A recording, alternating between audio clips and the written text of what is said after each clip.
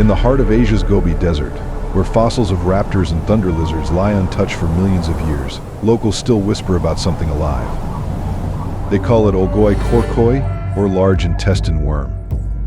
Known more widely as the Mongolian death worm, this terrifying creature has haunted Mongolian folklore for generations. Described as thick, headless, and bright red, it's said to stretch between 2 and 5 feet in length. Its yellow saliva supposedly so corrosive, touching it means instant death.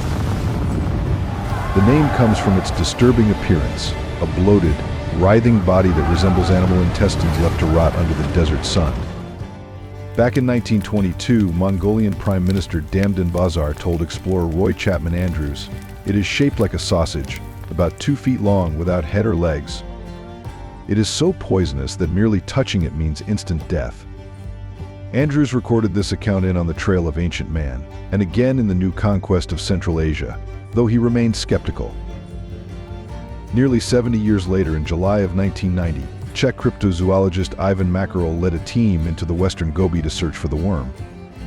Locals claimed it surfaced during the wetter months of June and July. To draw it out, the team built a thumper, a machine that pounded rhythmically into the ground, hoping to mimic prey vibrations.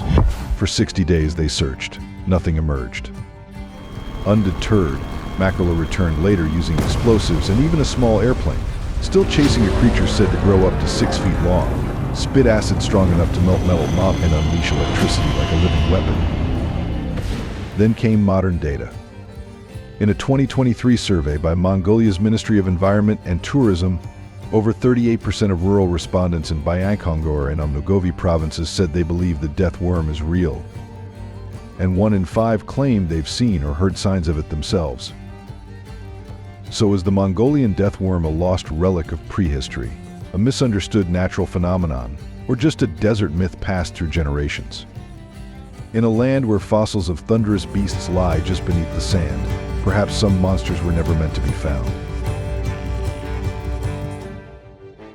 For hundreds of years, stories of the Mongolian death worm were passed down in hushed tones, told by nomads huddled around firelight in the vast emptiness of the Gobi Desert. But in the early 1920s, those desert whispers reached the ears of a man who would take them global. That man was Roy Chapman Andrews, a fearless American explorer, naturalist, and the real-life model for Indiana Jones. With his signature leather jacket, revolver, and unshakable drive, he wasn't chasing cryptids, he was after dinosaurs. In 1922, Andrews led a groundbreaking expedition into the Gobi Desert on behalf of the American Museum of Natural History. While his mission focused on paleontology, what he encountered in Mongolia was something else entirely. At a formal meeting with Mongolian officials, the premier himself made an unusual request. If Andrews came across the creature known as Alagorhai Horhai or death worm, he was to capture it alive. The descriptions were chilling. A headless, legless, sausage-shaped creature, about 2 feet long, extremely venomous, and reportedly capable of killing a person on contact. Though no official had seen it personally, their accounts were detailed and consistent. One described it as bright red, bloated and lurking in the Gobi's most remote and lifeless zones. Andrews documented the meeting and the creature's legend in his 1926 book On the Trail of Ancient Man. He even joked about how he tried to catch it, using long steel forceps, thick gloves, and protective goggles.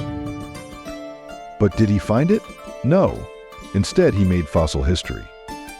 His team discovered the world's first documented dinosaur egg nests, a breakthrough that reshaped paleontology forever. Yet, even as Andrews remained skeptical, he didn't fully dismiss the tales. "There are things in the desert," he wrote, "we have not yet learned how to see." That line hit home, and it stayed with others. Over the following decades, mystery hunters, adventurers, and cryptozoologists from the United States, Britain, and New Zealand launched their own expeditions to uncover the truth behind the Gobi's deadly legend. None returned with proof. According to the American Museum of Natural History's 2025 publication, Deserts and Dragons, 100 Years of Discovery, Andrews' expedition opened the world's eyes not only to fossilized beasts, but to the possibility that some legends may walk just outside the reach of evidence. And that idea is still alive today. After decades of fruitless expeditions, elaborate traps, and stories drifting like sand across generations, a different question began to surface. What if the Mongolian death worm isn't what we think it is? Or worse, what if it never existed at all?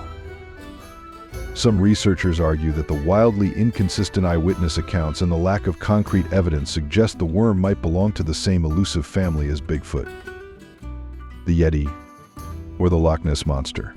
Cryptids, creatures whispered about, but never proven. In one case from 1983, a visiting scientist heard rumors that an elderly man had captured the mysterious worm near a remote nest in the Gobi. The story took a dramatic turn. The scientist reached into the nest, only to be pulled underground by a massive beast, never to be seen again.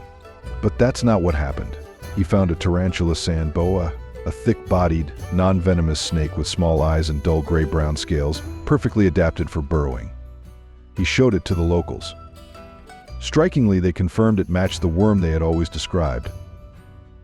So maybe the Mongolian deathworm was never a worm at all. According to the Herpetological Atlas of Central Asia, the Gobi Desert is home to at least 4 known burrowing reptile species. These include Eryx miliaris, the sand boa, and Pseudopus opidus, a limbless lizard often mistaken for a snake, both of which could easily be misidentified in local folklore. There's another catch. Biologically speaking, no real worm could survive in the Gobi's harsh environment. Worms need moisture and nutrient-rich soil to survive, and the Gobi offers neither.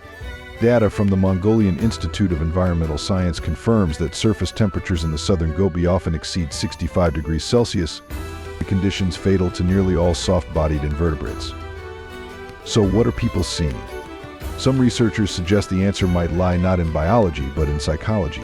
They believe the death worm may be a projection, a manifestation of fear, survival anxiety, or isolation. Much like the sea serpents imagined by sailors or phantom figures seen by mountain climbers at high altitudes. The creature itself may never be found, but the belief in it? That's very real. If the legend were real, surely science would have uncovered it by now. That's been the hope. But so far, the Gobi Desert keeps its secrets. In the last 20 years, explorers have swapped camels and paper maps for cutting-edge tools, drones, ground-penetrating radar, and satellite imagery with ultra-high resolution. Between the years 2019 and 2024, the collaborative team from the Mongolian Academy of Sciences and the Geospatial Institute of East Asia scanned more than 180,000 square kilometers of terrain from the sky. And the result? Nothing. No proof. No worm. Some still hold out hope, though. Biologists often note that while no known creature can shoot electricity or spit corrosive acid, venom spitting is absolutely real. For example, certain species of cobra can spray toxin with precision from distances greater than 6 feet, a defense mechanism that evolved over millions of years. But electric bursts and acid jets, those remain the stuff of myth. Even so, the search continues.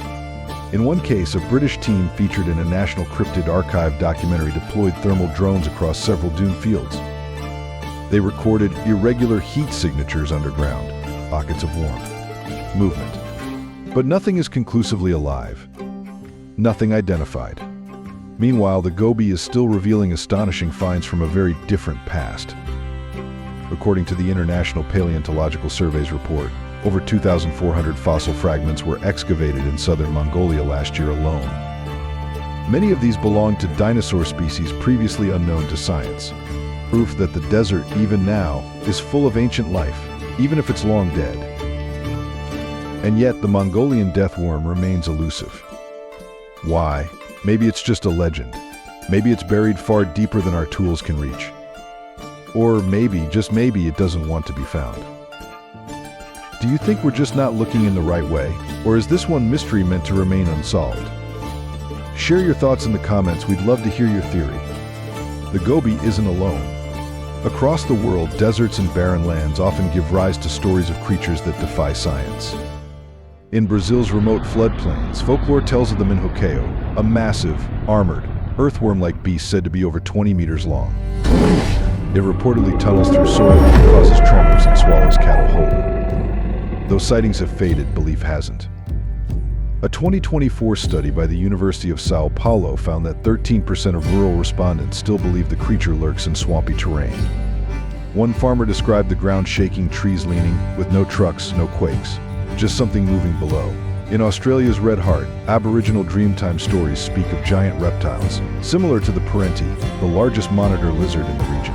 While modern parentis grow up to 2.5 meters, the legends describe creatures the length of buses, with claws that tear earth and eyes that see in pitch darkness. Meanwhile, in the American Southwest, from Texas to New Mexico, the chupacabra has become the desert's most infamous predator. First reported in Puerto Rico in the 1990s, it's blamed for livestock deaths marked by blood loss and puncture wounds. No physical evidence has ever been confirmed, yet a 2025 Pew Research poll revealed that 1 in 5 adults in desert border towns believes the chupacabra probably exists. No bones, no proof, just stories that refuse to die. Why do these legends thrive in deserts? Maybe it's the silence, the isolation, the way harsh environments strip away distractions and stir something primal. From the Gobi to the Mojave, from South America to the Outback, one thing is clear: where the land is unforgiving, the monsters never go quiet. After the stories, after the science, and after the silence, some are left wondering, what if something is being kept from us? During the Cold War, sections of the Gobi Desert, particularly near Gobi province, were used for Soviet military exercises and classified research. According to a 2024 declassified report from the National Archives of Mongolia, parts of the region were designated as restricted testing zones. Today, those same areas still show slightly elevated radiation levels. That finding comes from the United Nations Environmental Radiation Survey. While the readings remain within modern safety limits, their persistence raises questions. What exactly was tested there? Officially, we don't know. But speculation runs deep. Some fringe researchers suggest that early biological trials may have taken place, experiments involving hybrid animals, genetic modification, or even survival adaptation in extreme environments. Others refer to an undocumented expedition from 1997, rumored to have captured footage of something unnatural before the material was allegedly confiscated and never released. Are these claims verified? No, and this is not a conspiracy narrative. These ideas are based on local stories and alternative research. Some come from fear. Others come from frustration over questions that never seem to get answered. But maybe there's another layer. What if the Gobi monster isn't a physical being at all? What if it's a symbol? Psychologists refer to a phenomenon called projection, where our minds assign form to the fears we can't fully explain. In vast, empty places like the Gobi, those fears can take on a life of their own. The fear of isolation, of vanishing without a trace, of being consumed by something silent, wide, and merciless. So maybe the Gobi monster is real, just not in the way we expect. Maybe it reflects something deeper, the primal terror of being alone in a world that doesn't answer back. If you enjoyed today's video, please give it a like, and don't forget to subscribe to the channel. Your support means a lot to us. Click on the video that appears on your screen right now. I hope you'll love this content. Comment below about the next topic you'd like to see featured on our channel. Thank you so much for watching, and we'll see you in the next video.